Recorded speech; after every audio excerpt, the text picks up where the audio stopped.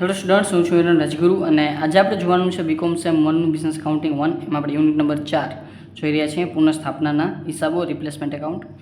આજે આપણે એમાં દાખલા નંબર 27 જમનાદાસનો જોવાનો છે. બરાબર, 2022માં ડિસેમ્બરમાં પૂછાઈ ગયેલો છે. શું કહેવા માગે છે તો કે જૂનાગઢ ગેસ કંપનીએ કારખાનાનો અમુક ભાગ ₹15 લાખના ખર્ચે પુનઃ બાંધકામ કરવાનો નિર્ણય અમલમાં મૂક્યો. બરાબર, આપણને ખર્ચ આપ્યો છે 15 લાખ. જૂના કાઢી નાખેલ કારખાનાના ભાગની મૂળ કિંમત 7,50,000 હતી. જૂના કારખાનાના આપણે કિંમત આપેલી છે. આ ઉપરાંત ₹50,000ની કિંમતનો જૂનો માલસામાન નવા બાંધકામમાં ઉપયોગમાં લીધેલ છે, જેનો ઉપયોગ ઉપર જણાવેલ 15 લાખમાં થતો નથી. જેનો સમાવેશ ઉપર જણાવેલ 15 લાખમાં થતો નથી, એટલે કે 50,000 એક્સ્ટ્રા આપણે યુઝ કરીએ છીએ. અને જૂના માલસામાનના વેચાણના 25,000 ઉપજ્યા છે. હાલમાં માલસામાન, મજૂરી અને અન્ય પરચુરણ ખર્ચની કિંમત જૂની કિંમત કરતાં અનુક્રમે 5%, 10% અને 15% વધી છે. પહેલાં અને અત્યારે માલસામાન, મજૂરી અને અન્ય પરચુરણ ખર્ચ વચ્ચેનું પ્રમાણ અનુક્રમે 3:2:1 છે. ગેસની જરૂરિયાતને પહોંચી વળવા ₹2 લાખના ખર્ચે કારખાનાની મૂળ લંબાઈ કરતાં ત્રીજા ભાગનો વધારો, એટલે કે 1/3 ભાગનો વધારો કરવાનો નિર્ણય પણ લીધેલો છે. એટલે કે કાંઈ નથી, આપણે છે એ નવું બાંધકામ કરીએ છીએ. બરાબર, એટલે કે નવી મિલકત સર્જીએ છીએ, મિલકતમાં વધારો કરીએ છીએ. ઉપરની વિગતોને આધારે કેટલી રકમ મૂડી ખર્ચ અને મહેસૂલી ખર્ચ ગણાશે તે દર્શાવો અને કંપનીના ચોપડે જરૂરી આમનોંધ તથા પુનઃસ્થાપના ખાતું તથા નવા કારખાનાનું ખાતું તૈયાર કરો. ચાલો, તો દાખલો આપણને એમ કહેવા માગે છે કે ભાઈ આપણે 4 વસ્તુ તૈયાર કરવાની છે. એક આમનોંધ લખવાની છે, પત્રક બનાવવાનું છે, મૂડી અને મહેસૂલી ખર્ચ વચ્ચેનું ફાળવણીનું, અને પુનઃસ્થાપના અને કારખાનાનું ખાતું તૈયાર કરવાનું છે. ચાલો, તો સૌ પ્રથમ આપણે છે આમાં કાંઈ નવું નથી. બરાબર, દાખલામાં દાખલો આપણો જે આપણે દાખલા નંબર 26 ગણેલો છે એના જેવો જ છે, પણ આમાં આપણે 2 ખાતા ખાલી વધારે દોરવાના છે. ચાલો, તો સૌ પ્રથમ આપણે છે એ શું કીધું છે તો કે પહેલાં તો આપણે એક પત્રક બનાવવાનું છે, મૂડી અને મહેસૂલી ખર્ચની ફાળવણીનું પત્રક. બરાબર છે, તો એ લખી નાખશું આપણે જૂનાગઢ ગેસ કંપનીનું પુનઃસ્થાપના ખર્ચની મૂડી અને મહેસૂલી ખર્ચની ફાળવણી દર્શાવતું પત્રક. ચાલો, તો સૌ પ્રથમ આપણે એમાં જૂની મિલકતની કિંમત કેટલી છે તો કે 7,50,000 કીધી છે આપણને. તો અહીંયા લખી નાખશું. પહેલું આપણો પોઈન્ટ છે એ છે માલ સામાનની અથવા તો મિલકતની જૂની કિંમત કેટલી છે તો કે 7,50,000, અથવા તો આ મિલકતની જૂની ઉપજ કહી શકો તમે. બરાબર, મિલકતની કિંમત બરાબર કેટલી હતી? 7,50,000. હવે બીજા નંબરમાં આપણે એમાં ભાવ વધારો કરવાનો છે. ભાવ વધારો શું કરશું? આપણે એડ કરશું, ઉમેરશું. તો આપણે ભાવ વધારા માટે એને કીધું છે કે એમાં આપણે છે એ માલસામાન, મજૂરી અને પરોક્ષ ખર્ચ છે 5%, 10% અને 15% જેટલી વધી છે, અને એનું પ્રમાણ છે 3:2:1. તો પહેલાં તો આપણે 3:2:1ના પ્રમાણમાં માલસામાન, મજૂરી અને પરોક્ષ ખર્ચને ફાળવશું. તો અહીંયા આપણે લખશું ખર્ચની ફાળવણી 3:2:1ના પ્રમાણમાં કરતા. તો અહીંયા છે માલસામાન, અહીંયા મજૂરી અને પરોક્ષ ખર્ચ. એનું બેનું પ્રમાણ છે 3:2:1, પણ આપણો ટોટલ ખર્ચ છે કુલના વાત કરી નાખીએ તો 7,50,000 આપણો કુલ છે ખર્ચ. બરાબર છે. તો હવે આપણે આ 7,50,000ને 3:2:1ના પ્રમાણમાં પહેલાં તો વેચી નાખીએ. તો 7,50,000 3 ને 2 5 ને 1 6, એટલે 7,50,000 ભાગ્યા ડાયરેક્ટ 6 કરું તો મારી પાસે આવશે એટલે 1,25,000. તો 1,25,000 ગુણ્યા 1 એટલે 1,25,000, 1,25,000 ગુણ્યા 2 એટલે 2,50,000, અને 1,25,000 ગુણ્યા 3 એટલે 3 લાખ ને જે છે એ 75,000. તો આ થઈ ગઈ આપણા ખર્ચની ફાળવણી.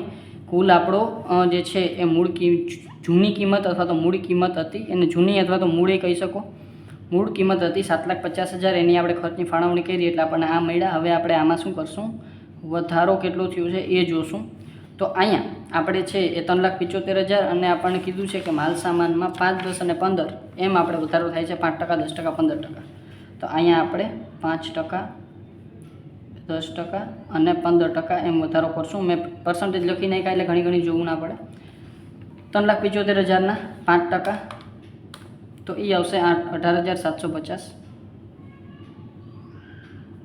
બરાબર. પછી 2,50,000ના 10%, તો એ તો આપણા 25,000 જ આવશે. અને 1,25,000ના 15%, તો એ આવશે 18,750. ચાલો, તો આ 18,750 પ્લસ કરી નાખીએ બેને. 18,750 પ્લસ 25,000, ચાલો, તો એ આવશે 62,500 વધારો.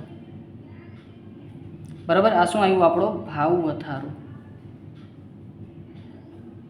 બરાબર છે. તો ભાવ વધારાને આપણે ડાયરેક્ટ કાંઈ પ્લસ કરતા નથી, ડાયરેક્ટ લઈ જઈએ આપણે આપણા પત્રકમાં. તો અહીંયા લખી નાખશું ભાવ વધારો આપણી પાસે આવ્યો 62,500 અને પ્લસ કરી અને 12 મૂકી દઈશું. 7,50,000 પ્લસ 62,500 એટલે એ આવશે 8,12,500.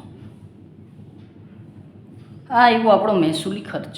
બરાબર. હવે આપણે મૂડી ખર્ચની વાત કરી લઈએ તો પહેલાં આપણી પાસે કુલ ખર્ચ કેટલો છે? તો કે કુલ ખર્ચ 15 લાખ છે. અને એની એમ કીધું છે કે જે આપણે 50,000 છે ને એને આપણે કિંમતનો માલસામાન આપણે નવા બાંધકામમાં યુઝ કરીએ છીએ. બરાબર. પણ એનો આપણે છે એ 15 લાખમાં સમાવેશ થતો નથી. બરાબર છે. 15 લાખમાં સમાવેશ થતો નથી. 50,000નું જૂનું બાંધકામ આપણે યુઝ કરીએ છીએ, પણ એનો 15 લાખમાં જે આપણે ખર્ચ કીધો છે એમાં સમાવેશ થતો નથી. તો રોકડ ખર્ચ આપણો કેટલો થશે? પૂરેપૂરો 15 લાખ થશે. તો અહીંયા આપણે લખી નાખશું ત્રીજા નંબરમાં મૂડી ખર્ચ. કઈ રીતે લેશું? તો કે કુલ રોકડ ખર્ચ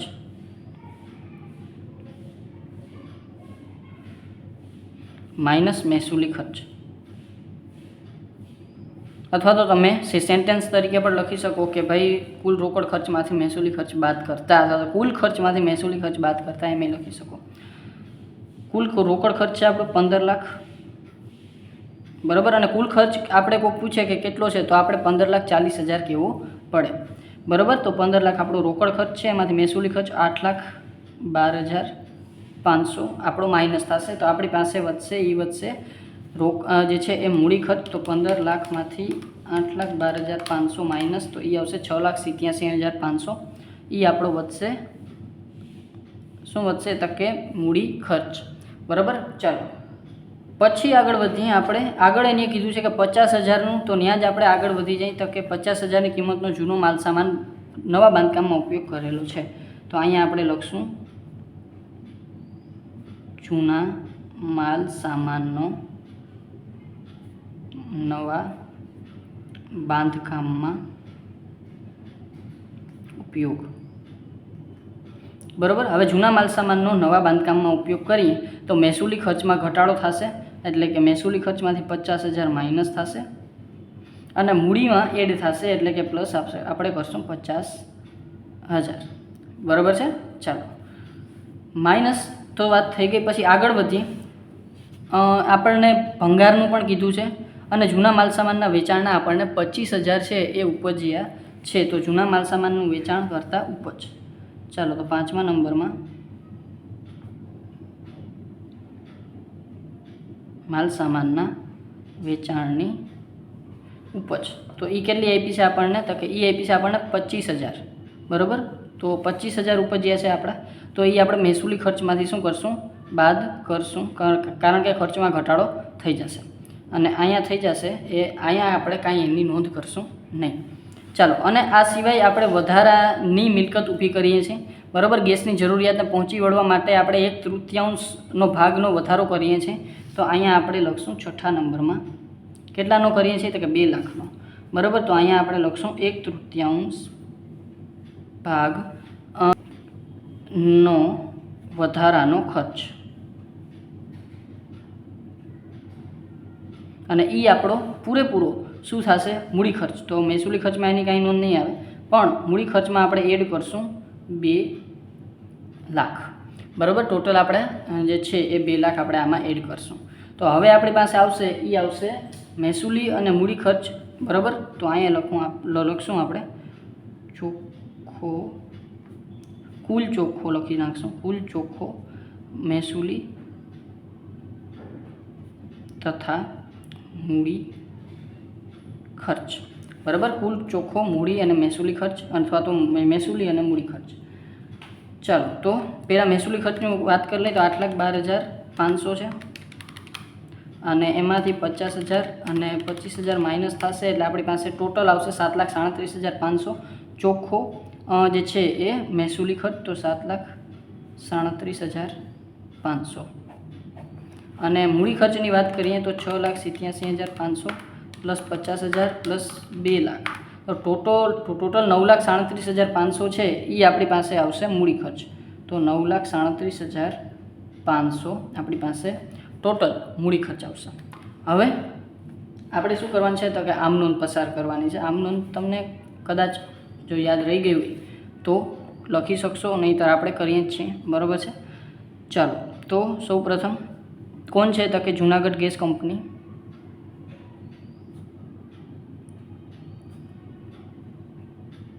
કંપનીના ચોપડે જરૂરી આમ નોંધ.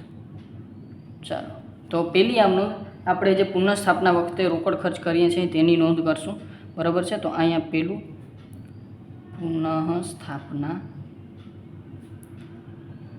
ખર્ચમાં રોકડ ખર્ચ અંગેની નોંધ, બરાબર છે. ચાલો તો એની આમ નોંધ તમને ખબર જ છે, મહેસૂલી ખર્ચ, મૂડી ખર્ચ અને ટોટલ ખર્ચ, બરાબર છે. મહેસૂલી ખર્ચને કહેશું પુનઃસ્થાપના, તો અહીં લખશું પુનઃસ્થાપના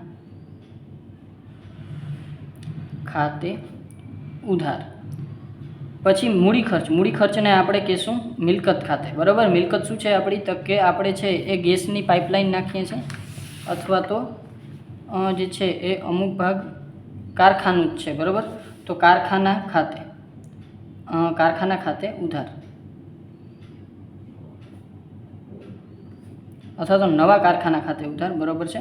આપણે જૂનામાં કાંઈ કરતા નથી, નવા કારખાના ખાતે ઉધાર. અને તે કેના ખાતે? બેંક ખાતે. શું કામ તો કે આપણે રોકડ ખર્ચ કરીએ છીએ, રોકડ આપણી જાય છે એટલે જમા, અને બે ખર્ચમાં આપણે ડિવાઈડ કર્યું છે. તો કયો ખર્ચ, આને ક્વેશ્ચનને હું સાઈડમાં મૂકી દઉં છું. કયો ખર્ચ આપણે કરીએ છીએ તો કે એક તો મહેસૂલી ખર્ચ છે 8,12,500નો, તો અહીંયા આપણે લખશું પુનઃસ્થાપના એટલે આપણો મહેસૂલી ખર્ચ, તો અહીંયા આપણે લખશું 8,12,500. અને મૂડી ખર્ચ એ પણ આપણે રોકડની જ વાત થઈ હતી, બરાબર, અને એ છે 6,87,500. ટોટલની વાત કરી નાખીએ, બરાબર. તો એ થશે આપણી પાસે ટોટલ ખર્ચ આપણો 15 લાખ, અથવા તો આ બેનો ટોટલ કરો તો પણ તમારી પાસે 15 લાખ જ આવશે. 8,12,500 પ્લસ 6,87,500 ટોટલ થશે 15 લાખ. તો 15 લાખ થશે તમારો અહીંયા, બરાબર છે. ચાલો બીજી આમ નોંધ છે આપણી જૂના માલસામાનનો નવા બાંધકામમાં ઉપયોગ. તો અહીંયા આપણે લખશું જૂના માલસામાનનો નવા બાંધકામમાં ઉપયોગ. ચાલો તો ઉપયોગ કરતા. ચાલો તો જૂના માલસામાનનો નવા બાંધકામમાં ઉપયોગ કરીએ તો આપણી મિલકતમાં વધારો થશે, એટલે કે મૂડી ખર્ચ, એટલે કે આપણે એને કહીશું મિલકત ખાતે આપણું નવા કારખાના ખાતે. તો નવા કારખાના ખાતે ઉધાર. પછી બીજા નંબરમાં જમા શું થાય તો કે 50,000 આપણે જૂનામાં મહેસૂલી ખર્ચમાં આપણો ઘટાડો થાય છે, તો આપણે અહીં લખશું તે પુનઃસ્થાપના ખાતે, બરાબર. 50,000 આપણે બેયને આપી દઈશું. ત્રીજા નંબરમાં આમનો થશે જૂના માલસામાનના વેચાણનો ઉપજ. તો અહીંયા આપણે લખશું જૂના માલસામાનના ભંગારના વેચાણની ઉપજ. જૂના માલસામાનના ભંગારના વેચાણની ઉપજ થતા. હવે પૈસાની ઉપજ થાય છે, પૈસા આવે છે બેંક ખાતે ઉધાર, તો અહીં લખશું બેંક ખાતે ઉધાર. અને તે કોના ખાતે તો કે આપણે શું આપીએ છીએ? મહેસૂલી ખર્ચ આપીએ છીએ, પણ મહેસૂલી ખર્ચ ને આપણે શું કહેશું? પુનઃસ્થાપના ખાતે. તો અહીં લખશું પુનઃસ્થાપના ખાતે. કેટલા? 25,000. તો અહીંયા આપણે બેયને 25,000 આપી દઈશું, બરાબર છે. પછી લાસ્ટમાં આપણને છે હવે બે આમનોંધ આવશે. એક આપણે જેટલું આપણે છે એ 1/3 નવો એક તો વધારાનો ખર્ચ કર્યો છે, વધારાની મિલકત ઊભી કરી છે એની આમનોંધ આવશે. અને આ સિવાય આપણે છે એ આ બધો જ પુનઃસ્થાપના ખર્ચ છે એને આપણે મહેસૂલી ખર્ચ ખાતે લઈ જશું, નફા નુકસાન ખાતે લઈ જશું એની નોંધ. તો અહીંયા આપણે પહેલાં મહેસૂલી ખર્ચ ખાતે બધી વસ્તુ લઈ જાય તો પુનઃસ્થાપના ખર્ચની બાકી ક્યાં લઈ જતા તો કે મહેસૂલી ખર્ચ ખાતે, મહેસૂલી અથવા તો નનું ખાતે, બરાબર છે, લઈ જતા, બરાબર છે. ચાલો, તો મહેસૂલી ખર્ચ એની બાકી ઉધાર હોય, નફા નુકસાનની બાકી ઉધાર હોય તો અહીં તમે લખશો મહેસૂલી ખર્ચ ખાતે ઉધાર. અને તે કોના ખાતે તો કે પુનઃસ્થાપના ખાતે. એટલે કે આપણો જેટલો મહેસૂલી ખર્ચ થયો છે એને આપણે નફા નુકસાન ખાતે લઈ જશું, પુનઃસ્થાપના ખાતે. કેટલા રૂપિયા છે તો કે ટોટલ આપણી પાસે જેટલો મહેસૂલી ખર્ચ છે અહીંયા લાસ્ટમાં એ બધો જ આપણે ક્યાં લઈ જશું આપણા પુનઃસ્થાપના એટલે કે મહેસૂલી ખર્ચ ખાતે, નફા નુકસાન ખાતે. તો 7,37,500, 7,37,500 આપણે ક્યાં લઈ જશું આપણા મહેસૂલી ખર્ચ ખાતે. 5મા નંબરની આમનોંધ જે આપણે વધારાની મિલકતની જે છે એ ખર્ચો કર્યો છે આપણે, બરાબર છે, 1/3 ભાગનો વધારાનો ખર્ચ કરતા, બરાબર, વધારાનો ખર્ચ કરીએ તો આપણા મિલકતમાં વધારો થાય, બરાબર, એટલે કે મિલકતમાં એડ થશે, બરાબર. અને આપણે કયો ખર્ચ કરીએ છીએ તો કે આના માટે આપણે વધારાનો રોકડ ખર્ચ થશે, બરાબર, વધારાનો રોકડ ખર્ચ થશે એટલે પૈસા જશે બેંક ખાતે જમા થશે. તો અહીંયા આપણે લખશું મિલકત એટલે કે નવા કારખાના ખાતે ઉધાર, બરાબર, કારણ કે એમાં વધારો થાય છે, મિલકતની બાકી ઉધાર હોય તેમાં વધારો થાય તો એમાં એડ થાય. અને તે કોના ખાતે તો કે બેંક ખાતે. શું કામ કે આપણે રોકડ ખર્ચ કરીએ છીએ. કેટલા રૂપિયા તો કે 2 લાખ રૂપિયા. તો અહીંયા આપણે લખશું 2 લાખ રૂપિયા બે બાજુ, બરાબર છે. ચાલો, તો આ થઈ ગઈ આપણી 5 આમનોંધ જે આપણે ફરજિયાત કરવી પડે, બરાબર છે. હવે આપણે આમનોંધનું કામ થઈ ગયું. હવે એને એમ કીધું છે કે તમારે વધારાના ખાતા 2 દોરવાના છે. એક છે પુનઃસ્થાપના ખાતું અને એક છે તમારી મિલકતનું ખાતું. તો આ 2 ખાતા આપણે તૈયાર કરવાના છે. ચલો, તો આપણે કાંઈ નથી, ખતવણી કરતા જઈએ અને મિલકતના ખાતા બંધ થતા જશે, બરાબર. એક ઇઝી રીત તમને હું કહીશ એટલે કે ખતવણી કરતાં તમને બહુ સારી રીતે આવડી જશે, બરાબર છે. તો જ્યાં ઉધાર છે એ જમા છે એ ઉધાર, અને ખાતામાં જે નામ આપ્યું છે એ નામમાં ન્યાય આપ્યું જવાનું. સર શું કહો છો, કાંઈ ખબર નથી પડતી. ચાલો, પહેલી આપણે આમનો શું છે તો કે પુનઃસ્થાપના ખાતે ઉધાર, કારખાના ખાતે ઉધાર અને તે બેંક ખાતે. હવે ખાતું દોરતા તો આપણને બધાને આવડે છે, બરાબર. ખાતું એવું હોય કે જેમાં ઉધાર જમા બે સાઈડ હોય, એટલે એક આપણે ખાતું દોરવાનું છે પુનઃસ્થાપનાનું અને એક ખાતું દોરવાનું છે કારખાનાનું, બરાબર છે. પુનઃસ્થાપના ખાતે ઉધાર, નવા કારખાના ખાતે ઉધાર, તે બેંક ખાતે. હવે આપણે પહેલાં પુનઃસ્થાપના આવ્યું તો પુનઃસ્થાપનાનું ખાતું આપણી પાસે અહીંયા છે ને એને શું કીધું છે પુનઃસ્થાપનાના ખાતામાં ઉધાર. તો અહીંયા આપણે લખવાનું છે, શું લખવાનું છે તો કે એની સામે જે હોય ને એ, એટલે કે ઉધાર છે તો જમા જે હોય ને એ વસ્તુ લખવાની. તો લખવાનું છે આપણે બેંક ખાતે. તો અહીં લખશું આપણે બેંક ખાતે, અને બ્રેકેટમાં તમને સમજૂતી માટે એમાંય લખી દઉં કે આપણે રોકડ ખર્ચ કર્યો છે એ, બરાબર છે. કેટલો છે તો કે પુનઃસ્થાપના ખાતે ઉધાર છે 8,12,500. અહીં લખશું આપણે 8,12,500, બરાબર. આનું જ નામ આમ નોંધ છે, બીજું કાંઈ નથી. એટલે કે તમે આની ખતવણી કરીને ખાતા ઉપર લખી શકો. પછી છે નવા કારખાના ખાતે ઉધાર, તે બેંક ખાતે. વળી પાછું અહીંયા પુનઃસ્થાપનાનું કામ થઈ ગયું, કારખાના ખાતું કીધું છે તો નવા કારખાનાનું ખાતું કરીએ છીએ આપણે એ ઉધાર છે. તો અહીં લખશું વળી પાછું ક્યાં જમા તો બેંક છે એટલે બેંક ખાતે, બરાબર. એને રોકડ ખર્ચ બ્રેકેટમાં લખી નાખું છું. પહેલું છે 6,87,500. અહીં લખી નાખશું 6,87,500. શું કામ તે ભાઈ કારખાના ખાતે એની આટલા કીધા હતા એટલે આપણે અહીંયા એટલા લખી નાખ્યા.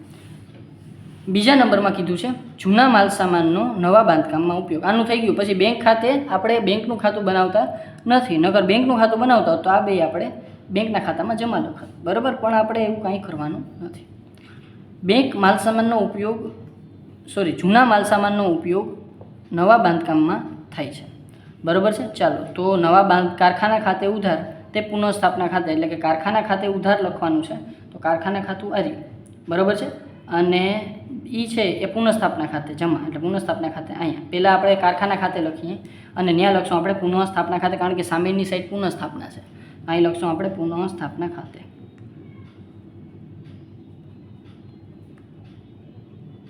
અહીં લખશું જૂની મિલકતનો ઉપયોગ,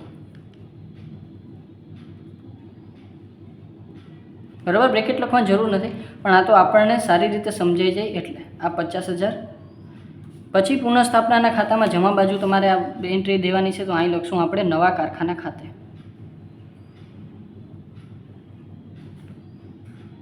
બરાબર. શું કામ કે જમા તો આપ્યું છે અને એની સામે શું છે, નવા કારખાના ખાતે, તો અહીં નવા કારખાના ખાતે લખવું પડે. અહીંયા છે 50,000 અને એ પણ આપણે લખી નાખશું શું છે, તો કે જૂના માલસામાનનો ઉપયોગ, જૂની મિલકતનો ઉપયોગ, જૂના માલસામાનનો ઉપયોગ જે લખો. જૂના માલસામાનના ભંગારના વેચાણની ઉપજ. ચાલો, તો બેંક ખાતે ઉધાર, તે પુનઃસ્થાપના ખાતે. આપણે બેંક ખાતું તો બનાવતા નથી, પુનઃસ્થાપના ખાતું બનાવીએ છીએ, એના ખાતે જમા લખવાનું છે, તો અહીં લખશું આપણે બેંક ખાતે અને લખી નાખશું ભંગારની ઉપજ, બરાબર. અને કેટલી છે, 25,000. અહીં લખી નાખશું 25,000, બરાબર. પુનઃસ્થાપના જમા બાજુ લખવાનું હતું, બેંક ખાતું બનાવતા નથી, બેંક ખાતે લખવાનું છે ખાલી, બેંક ખાતે ભંગારની ઉપજ. ચાલો, પછી જે પુનઃસ્થાપના ખર્ચની બાકી નફા નુકસાન ખાતે અથવા તો મહેસૂલી ખર્ચ ખાતે લઈ જતા, તો ત્યાં આપણે મહેસૂલી ખર્ચ ખાતે ઉધાર, તે પુનઃસ્થાપના ખાતે. હવે જો મહેસૂલી ખર્ચનું ખાતું તો આપણે બનાવતા નથી, એટલે કે નફા નુકસાન ખાતું આપણે બનાવતા નથી, પણ આપણે પુનઃસ્થાપના ખાતું બનાવીએ છીએ, તો પુનઃસ્થાપનાના ખાતામાં આપણે છે એ શું લખશું, તો કે ત્યાં આપણે જમા બાજુ લખશું મહેસૂલી ખર્ચ ખાતે.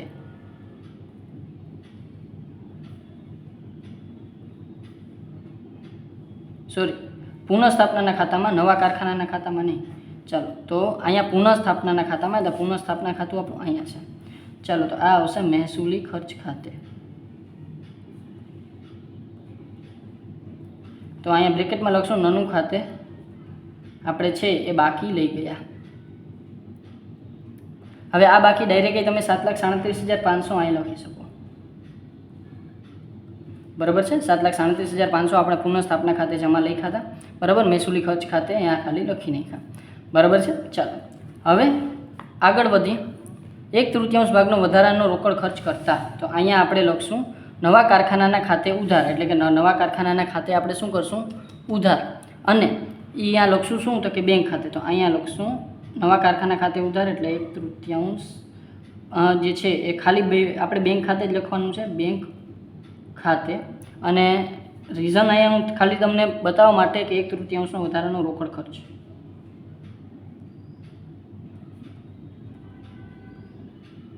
તો એ કેટલો છે આપણી પાસે, 2 લાખનો. તો આ 2 લાખનો આપણે જે વધારાનો રોકડ ખર્ચ કર્યો છે એ, બરાબર છે. ચાલો, તો આ 5/5 આમનોંધની આપણે ખતવણી કરી નાખીએ, બરાબર છે. હવે આપણે ખાતું કરીએ બંધ. તો પુનઃસ્થાપના ખાતું તો આમાં સરભર થશે, બરાબર. તો 8,12,500 અને આ બાજુ આપણે છે એ 50,000, 25,000 અને 7,37,500. તો એ આવશે 8,12,500. તો અહીંયા આપણે બે બાજુ 8,12,500 અને અહીંયા કારખાનાનું ખાતું 6,87,500 પ્લસ 50,000 પ્લસ 2 લાખ, એટલે એ 9,37,500 આપણે અહીંયા આવ્યા હતા એ જ આવશે. તો એ આપણે લખી નાખશું 9 લાખ.